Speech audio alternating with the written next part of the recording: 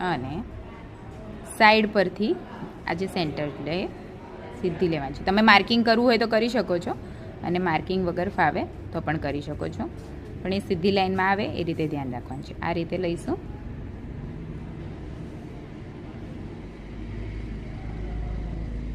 Same આવું આ બાજુથી લઈશું. આ જે છે પીછા જેવું એનો લુક આવે છે, એટલે આપણે એને ફેધર સ્ટીચ કહીએ છીએ. જોઈ શકો છો કેવી રીતે લેવાનું છે. આ જે સેન્ટર છે આપણું સીધું જ જાય છે, પણ આપણો ટાંકો જે છે એકવાર આ બાજુથી આપણે લઈએ છીએ, એકવાર આ બાજુથી લઈએ છીએ.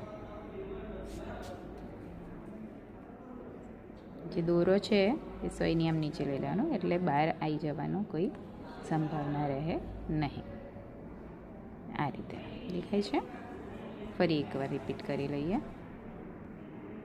અહીંથી લેવાનું છે, સાઈડથી સેન્ટરમાં નાખવાની છે સોય, અને આ રીતે કાઢી લેવાની છે. આ થયું આપણું ફેધર સ્ટીચ.